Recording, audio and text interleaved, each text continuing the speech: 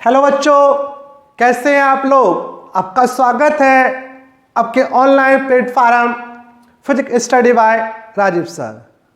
आशा करता हूं आप लोग सब सही होंगे और आपकी पढ़ाई बहुत मस्त चल रही होगी।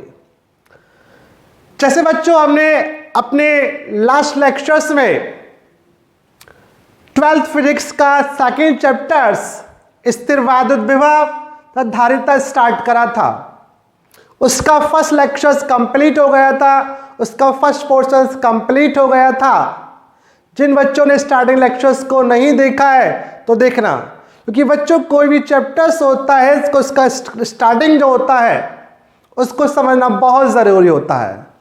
तो बच्चों आज हम स्टार्ट करेंगे सेकेंड चैप्टर का सेकेंड लेक्चर्स।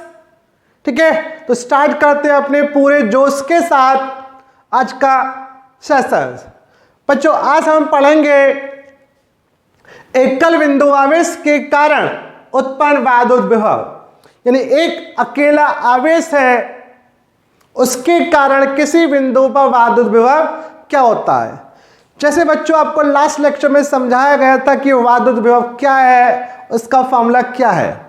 ठीक है, तो आज हम किसी एकल बिंदु आवेश के कारण किसी बिंदु पर वैद्युत विभव का व्यंजक ज्ञात करेंगे। देखिए बच्चों, हमने माना कि वायु में स्थित ये बिंदु O है और इस बिंदु O पर एक प्लस Q आवेश रखा है और इस आवेश से स्मॉल r दूरी पर स्थित बिंदु P पर हमें वैद्युत विभव ज्ञात करना है। यानी कि बिंदु O पर एक प्लस Q आवेश रखा है और इससे स्मॉल r दूरी पर स्थित बिंदु P पर वैद्युत विभव ज्ञात करना है। ठीक है, तो देखिए बच्चों बिंदु P पर वैद्युत विभव ज्ञात करना है। तो देखिए इस आर्टिकल को हम कैसे कंप्लीट करते हैं, इसका कॉन्सेप्ट क्या है उसको समझते हैं पहले। ठीक है, कॉन्सेप्ट समझ में आ गया तो डेरिवेशन तो बिल्कुल हलवा है, आराम से हो जाएगा। ठीक है, देखिए जैसे बच्चों आपको बताया गया था वैद्युत विभव की परिभाषा आपको लास्ट लेक्चर से समझाई गई थी। वो परिभाषा ये थी कि किसी बिंदु पर वैद्युत विभव उस कार्य के बराबर होता है, यानी वैद्युत क्षेत्र में स्थित किसी बिंदु पर वैद्युत विभव उस कार्य के बराबर होता है जो एकांक धन परीक्षण आवेश को अनंत से उस बिंदु तक लाने में करना पड़ता है।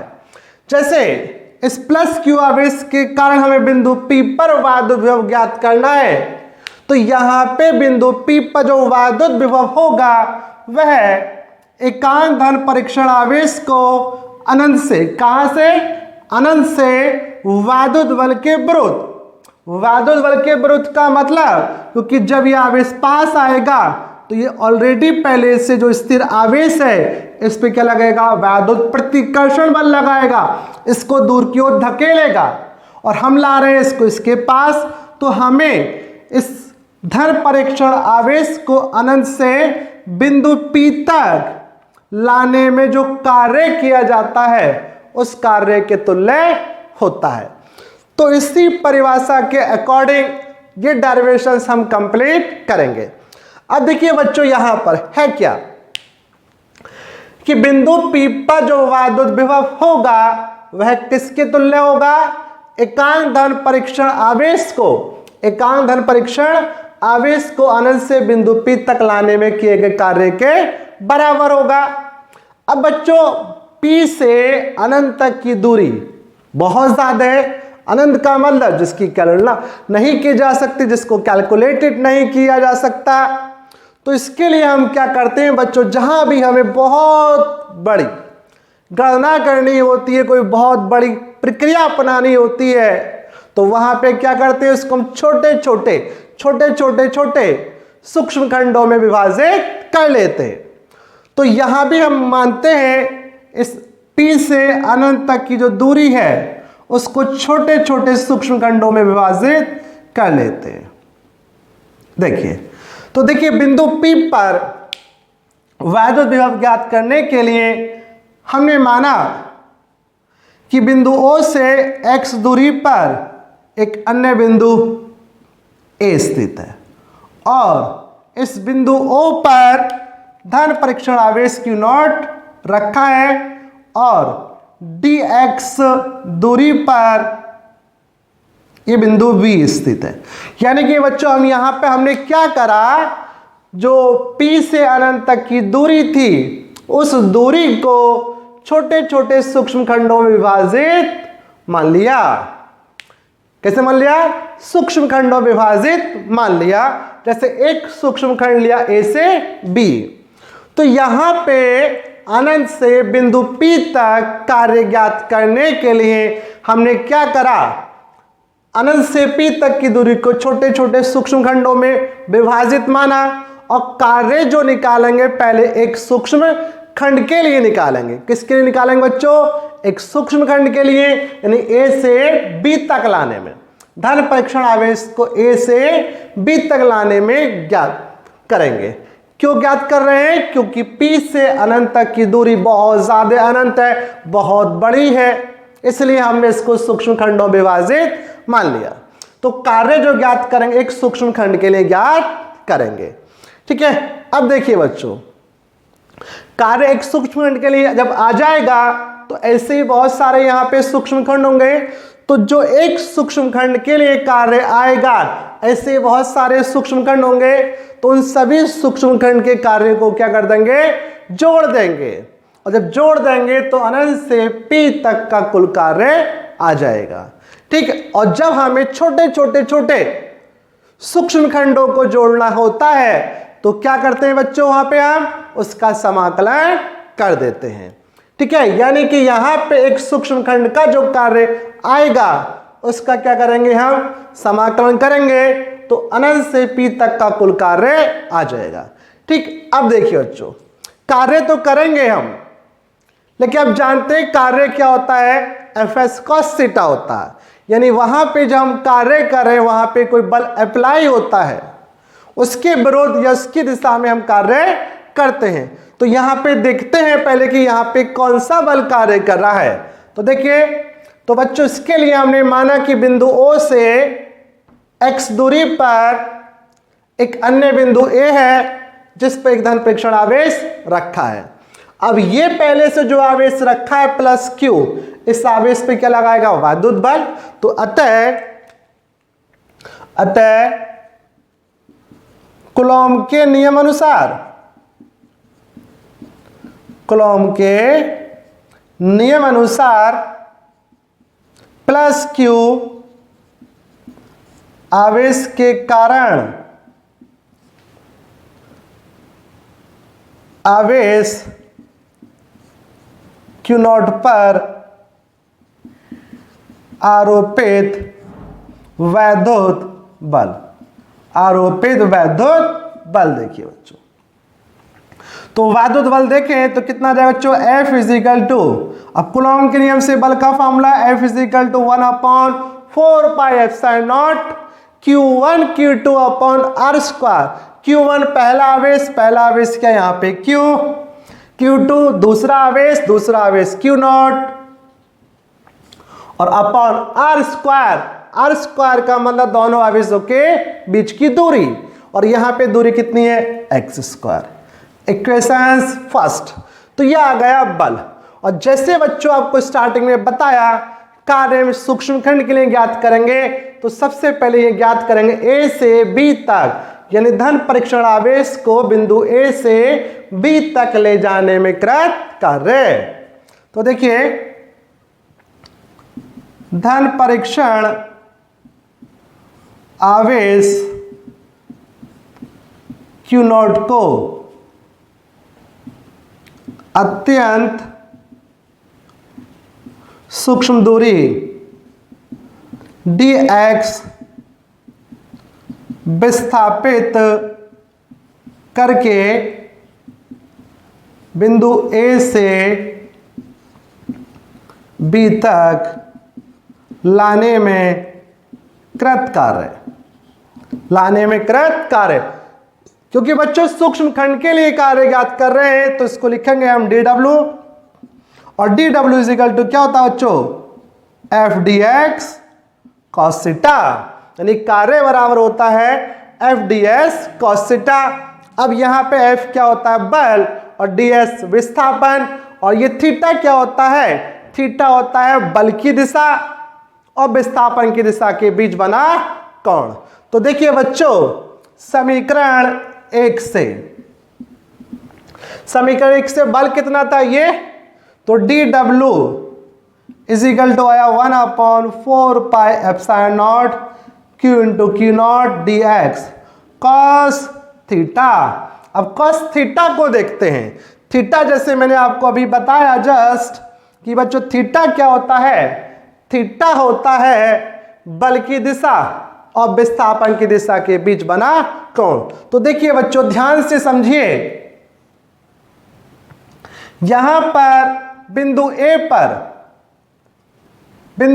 पर यह धन परीक्षण आवेश Q नॉट रखा है, और इस धन परीक्षण आवेश Q नॉट पर यह प्लस Q आवेश क्या लगाएगा, बल।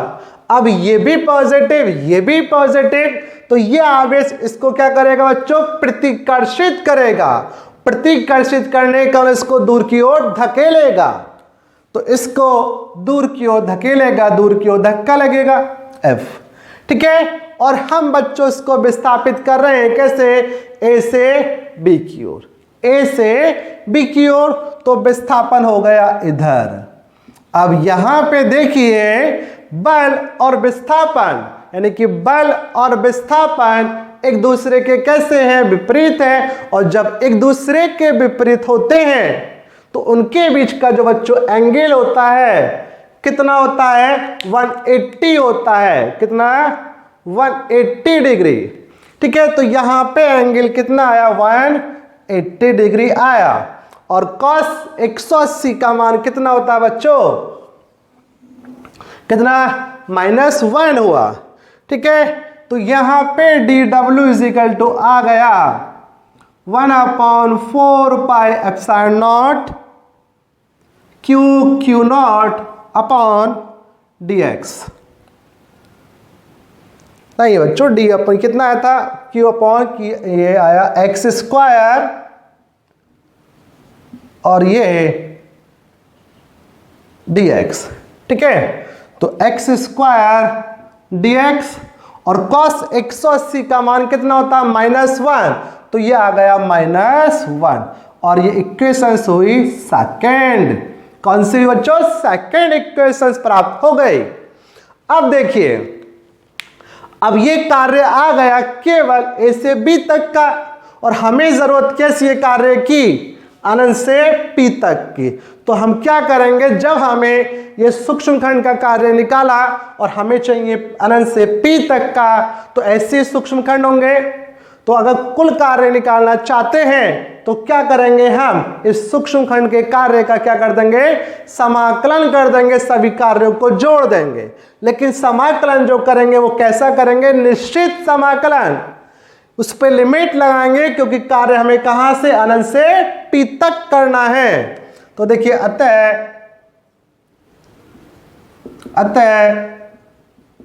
धन परीक्षण आवेश Q नॉट को अनंत से बिंदु P तक लाने में कुलकृत कार्य, तो W is equal to integration d log. अब बच्चों यहां पे लगाएंगे हम लिमिट, क्योंकि हमें कार्य कहां से करना, अनंत से P तक, तो ये हो जाएगा अनंत टू P। अनंत टू P का मतलब ये हुआ बच्चों कि O से P तक की दूरी, क्योंकि हमें O से अनंत से लाना है P तक, ठीक है। तो O से अनंत तक की दूरी अनंत, और O से P तक की दूरी कितनी, R। तो हमें कहां से कहां तक, अनंत से P तक, अर्थात O से R दूरी तक लाना है, ठीक है। तो ये हुआ बच्चों टोटल कृत कार्य। अब इसको सॉल्व करेंगे, इसका समाकलन करेंगे। तो समीकरण डी डब्ल्यू की वैल्यू रखिए समीकरण 2 से, W is equal to integration अनंत टू R, ठीक है। और डी डब्ल्यू बच्चों कितना minus 1/4πε0 Q0 x square dx। ठीक है, अब बच्चों इसका क्या करेंगे, समाकलन करेंगे। और समाकलन कैसे करते हैं आपको गॉस थ्योरम में अच्छी तरीके से बताया भी गया था। जो लोग भूल गए हैं दोबारा समझ लीजिए। देखिए हम बच्चों क्या करते हैं, यहाँ पे d के साथ जो राशि लिखी होती है उसका हमें समाकलन करना होता है। तो समाकलन का सबसे पहला स्टेप होता है कि जो समाकलन का साइन है, ये जो समाकलन का साइन है इसके भीतर जो नियत राशि है उसको बाहर करेंगे, उसको बाहर निकालेंगे। अब नियत कौन होता है, कैसे पहचाने, ठीक है, तो कैसे पहचानते हैं वो भी देखिए। यहाँ d के साथ जो राशि लिखी होती है उसको छोड़कर, d के साथ जो भी राशि यहाँ पे लिखी हुई है उसको छोड़कर सब कुछ क्या होता है, नियत होता है। तो यहाँ पे d के साथ क्या लिखा हुआ x, तो x को छोड़कर सब कुछ क्या होगा, नियत होगा। तो जो x के अलावा यहाँ पे है लिखा हुआ सब नियत, तो उसको बाहर निकालिए। तो क्या आ जाएगा बच्चों, ये आ जाएगा w = माइनस Q0 4πε0 इंटीग्रेशन अनंत टू r 1/x² dx। अब देखिए बच्चों, तो सबसे पहले हमने नियत राशि को बाहर निकाला। अब देखिए अनंत टू r। अब देखिए बच्चों ये क्या है, 1/x²। तो इस x को ऊपर लेके जाएंगे और जब ये भाई ऊपर पहुंचेंगे तो इनकी घात का चिन्ह क्या होगा, परिवर्तित हो जाएगा, प्लस से क्या हो जाएगा माइनस, और ये हुआ dx। अब देखिए बच्चों आगे, ठीक है, देखिए अब इसका क्या करेंगे हम, समाकलन। ये तो हमें समाकलन से पहले की तैयारी करनी हुई, अब मेन समाकलन तो अब होगा। अब समाकलन में किसका करना है, x का। किसका करना है, x का। तो देखिए हम अब ये देखेंगे कि इस x के अलावा x और कहाँ लिखा हुआ, यहाँ लिखा हुआ है। तो जब हम किसी राशि का समाकलन करते हैं तो उसकी घात में क्या करते हैं, +1 कर देंगे। यानी घात में क्या करेंगे, +1 करेंगे। और +1 करने के बाद जो नई घात बनती है वही संख्या उसके बटे में आ जाती है। तो यहाँ पे किसका करना है, x का। तो x, इस x के अलावा ये x है, तो जब इसका समाकलन किया जाएगा तो घात में हो जाएगा +1, और जो नई घात बनी -2 + 1, यही संख्या क्या आ जाएगी, बटे में आ जाएगी। और लिमिट है अनंत टू r। अब इसको बच्चा हल कीजिए आगे। तो w = minus Q0 upon 4πε0 x की पावर -2 + 1, तो x की पावर -1 -2 + 1 कितना बच्चों, -1, और लिमिट अनंत टू r। अब देखिए इस माइनस से ये माइनस खत्म हो गया, x की पावर -1 है। तो देखिए बच्चों आगे, x की पावर -1 इसको अपॉन में लेके जाइए। जब इसको अपॉन में लेके जाएंगे तो इनका भी चिन्ह क्या हो जाएगा, चेंज हो जाएगा, क्योंकि w बराबर हो जाएगा Q0 अपॉन 4πε0, ठीक है, और 1/x लिमिट कितना आया, अनंत टू r हो गया। इसको अपॉन में ले गए और w = Q0 upon 4πε0 1/x limit अनंत टू r। अब हमारा समाकलन हुआ। अब क्या करेंगे बच्चों, ये जो लिमिट है इस लिमिट को खोलेंगे। और जब हम लिमिट को खोलते हैं तो उसको ध्यान से देखें, यहाँ पे दो लिमिट है। एक ऊपर की जो लिमिट है वो कहलाती है अपर लिमिट, और नीचे की जो लिमिट होती है वो कहलाती है लोअर लिमिट। और जब हम लिमिट को खोलते हैं तो लिमिट का फॉर्मूला होता है बच्चों अपर लिमिट, यानी कौन सी, upper limit minus lower limit. यानी क्या फॉर्मूला होता है, upper limit minus lower limit. अर्थात जिस राशि का हमने समाकलन करा है उसके स्थान पे अपर लिमिट वाली वैल्यू माइनस लोअर लिमिट वाली वैल्यू। किसका समाकलन करा, x का, तो x के स्थान पे अपर लिमिट यानी कि r, ठीक है। तो यह आ जाएगा w = Q0 4πε0 1/r माइनस 1/अनंत। ठीक है बच्चों, तो देखिए बच्चों यह आया 1/अनंत क्या होता है 0 और w बराबर आया q नॉट अपॉन 4πε0 1/r आ गया। ठीक है, तो यह आ गया इक्वेशन नंबर 3 मान लीजिए। अब यह आ गया कुल कृत कार्य, यानी कि धन परीक्षण आवेश को अनंत से p तक लाने में कृत कार्य, टोटल कृत कार्य ही आ गया। ठीक, लेकिन हमें कार्य नहीं, हमें तो पूछा था वादुत विभव ज्ञात करना है। तो बच्चों अब यहां पे शायद आपको नहीं दिखे, तो अब क्या करते हैं, इसको मैं यहां पे कर देता हूं। ठीक है, तो देखिए अतः बिंदु P पर वादुत विभव, तो V बराबर होता है W/Q0।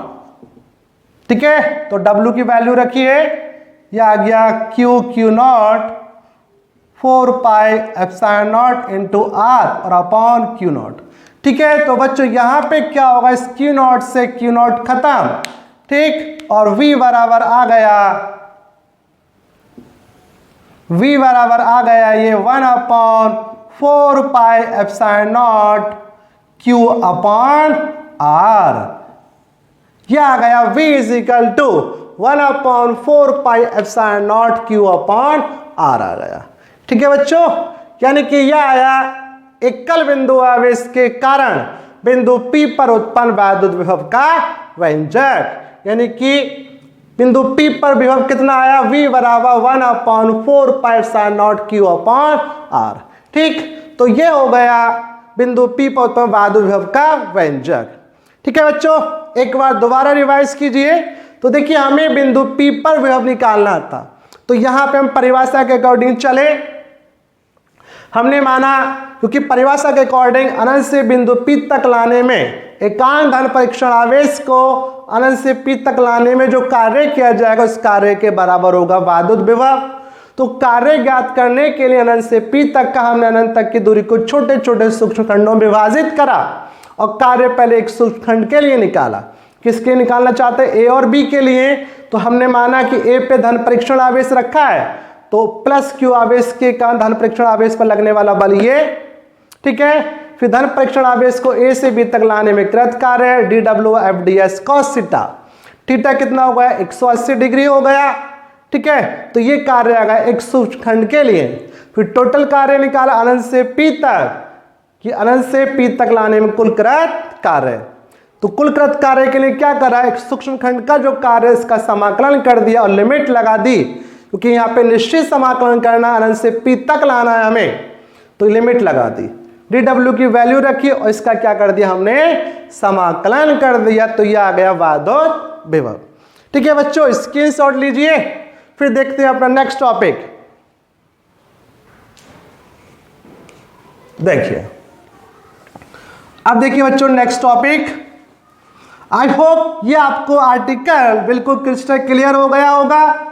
ठीक है, अगर किसी स्टूडेंट्स को कोई परेशानी है, कोई दिक्कत है, ठीक है, कोई डाउट है, तो प्लीज मुझे कमेंट करना कमेंट बॉक्स में। ठीक है, और कोई परेशानी नहीं है, कोई दिक्कत नहीं है, तो वीडियो को लाइक करना, लेक्चर्स को लाइक करना। ठीक है बच्चों, अब देखिए बच्चों, देखते हैं अपना नेक्स्ट टॉपिक। देखिए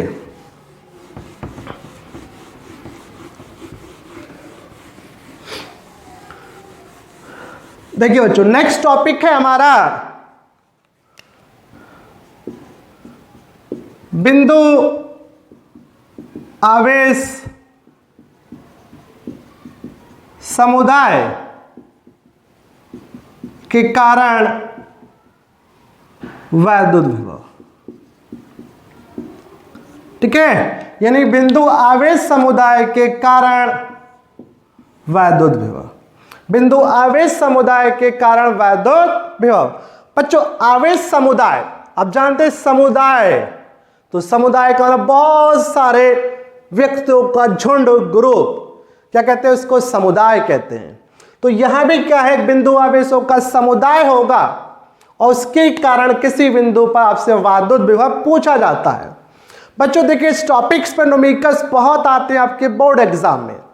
जो आवेशों का समुदाय आपको दिया जाएगा, या तो एक सरल रेखा में दो आवेश रखे होंगे, ये आवेशों का समुदाय, या एक वर्ग के रूप में इसके चारों कोनों पे चार आवेश रखे हो सकते हैं, तो ये आवेशों का समुदाय। एक त्रिभुज का समुदाय हो गया, इसके कोनों पर तीन आवेश रखे होंगे, तो ये आवेशों का समुदाय। यानी आवेशों का समुदाय का मतलब कि एक से ज्यादा आवेश होंगे और उन आवेशों के कारण किसी बिंदु पर आपसे वादुद विभव पूछा जाता है। ठीक है, तो देखिए बच्चों, तो यहां पे किसी आवेशों के समुदाय के कारण किसी बिंदु पर वादुद विभव क्या होता है। देखिए बच्चों, आवेशों का समुदाय में एक से ज्यादा आवेश, तो किसी आवेश समुदाय के कारण किसी बिंदु पर जो वादुद विभव होता है, उस समुदाय में उपस्थित भिन्न भिन्न आवेश अर्थात उस समुदाय में जितने भी अलग अलग आवेश हैं, उनके कारण उत्पन्न भिन्न भिन्न जो विभव होंगे, पृथक पृथक जो विभव होंगे, उनके बीजगणितीय योग के बराबर होता है। ठीक है, तो देखते हैं, यानी कि अब इसका देखिए स्टेटमेंट, यानी किसी बिंदु आवेशों के समुदाय के कारण किसी बिंदु पर, आवेशों के समुदाय के कारण किसी बिंदु पर उत्पन्न कुल वैद्युत विभव समुदाय में उपस्थित विभिन्न आवेशों के कारण उत्पन्न अलग अलग विभवों के बीजगणितीय योग के बराबर होता है, योग के बराबर होता है। यानी कि बच्चों, किसी बिंदु आवेशों के समुदाय के कारण किसी बिंदु पर उत्पन्न कुल वादुद विभव जो होगा, उस समुदाय में उपस्थित विभिन्न आवेशों के कारण उत्पन्न अलग अलग विभवों के बीजगणितीय योग के बराबर होता है। देखिए इसको समझते हैं। जैसे मान लीजिए हमने एक आवेशों का समुदाय ले लिया और इस समुदाय के अंदर मान लीजिए n आवेश हैं। कितने आवेश हैं बच्चों? n आवेश हैं टोटल। ठीक है, मान लीजिए पहला आवेश Q1, दूसरा आवेश -Q2, तीसरा -Q3 डॉट डॉट, और ये है Qn। ठीक है, और Q1 से P तक की दूरी R1, Q2 से R2 और ये R3, इसी प्रकार डॉट डॉट ये है Rn।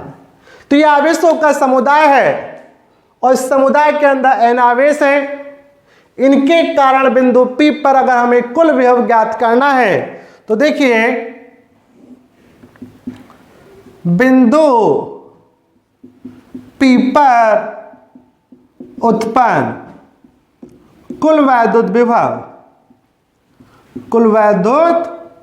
विभव कितना होता है? उस समुदाय में जो अलग अलग आवेश हैं अलग अलग विभव उत्पन्न करेंगे, तो जो अलग अलग विभव उत्पन्न करेंगे उन सब के बीजगणितीय योग के बराबर। बीजगणितीय योग का मतलब ये हो बच्चों, अगर विभव पॉजिटिव है तो पॉजिटिव लेना है, नेगेटिव है तो नेगेटिव ही लेना है। तो यहाँ पे कितने आवेश? n आवेश, तो कुल विभव होगा v बराबर v1 plus v2 plus v3 dot dot vn। ठीक है बच्चों, वैल्यू रखिए। अब बीजगणितीय योग का ध्यान रखना है क्योंकि आपको बताया गया लास्ट लेक्चर्स में कि विभव कैसी राशि है, अदिश राशि है। और जो अदिश राशियां होती हैं वहां पे हम आवेश जो यूज करते हैं वो चिन्ह सहित लेंगे। कैसे लेंगे? चिन्ह सहित लेंगे। अगर पॉजिटिव आवेश है तो पॉजिटिव, नेगेटिव है तो नेगेटिव। और इसी के कारण क्या होगा, अगर आवेश पॉजिटिव है तो उसका विभव भी पॉजिटिव होगा, अगर आवेश नेगेटिव है तो उसका विभव भी नेगेटिव होगा। तो देखिए V1 इजिकल टू हो जाएगा 1/4 पाई एप्सिलॉन नॉट Q1/R1। अभी हमने डेरिवेशंस कंप्लीट करा था कि एकल बिंदु आवेश के कारण किसी बिंदु पर उत्पन्न वैद्युत विभव कितना होता है। अब V2 को देखिए तो 1/4 पाई एप्सिलॉन नॉट Q2 दूसरा आवेश। तो बच्चों यहां पे देखिए दूसरा आवेश ऋणात्मक है तो यहां पे आवेश ऋणात्मक ही लिया जाएगा अपॉन R2। अब V3 कितना होगा 1/4 पाई एप्सिलॉन नॉट।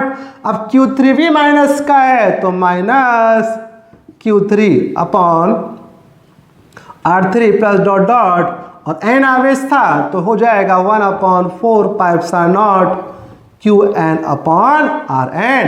यहां से कॉमन लीजिए 1/4 पाई एप्सिलॉन नॉट कॉमन आया, यहां बच्चा Q1 अपॉन R1, इसके पास बचा Q2 अपॉन R2 और बच्चों इसके पास बचा माइनस Q3 अपॉन R3 और इस बेचारे के पास बचा dot dot Qn upon Rn। तो ये हो गया इस चित्र में डायग्राम में प्रदर्शित आवेश समुदाय के कारण बिंदु P पर उत्पन्न वैद्युत विभव। बच्चों स्क्रीनशॉट लीजिए। बच्चों थोड़ा सा राइटिंग थोड़ा गंदा है तो उसको मैटर मत करना, ठीक है बच्चों। तो आज के लेक्चर्स को यहीं पे समाप्त करते हैं। लेक्चर्स आपको पसंद आया हो तो लेक्चर्स को लाइक करना और जिन स्टूडेंट्स ने, जिन बच्चों ने, जिन प्यारे बच्चों ने मेरे चैनल को सब्सक्राइब नहीं करा है तो प्लीज चैनल को सब्सक्राइब भी करना और नोटिफिकेशंस के बेल आइकन को प्रेस भी करना, ठीक है बच्चों। तो मिलते हैं अपने नेक्स्ट लेक्चर में, इंपॉर्टेंट लेक्चर्स में। तब तक के लिए थैंक यू, धन्यवाद।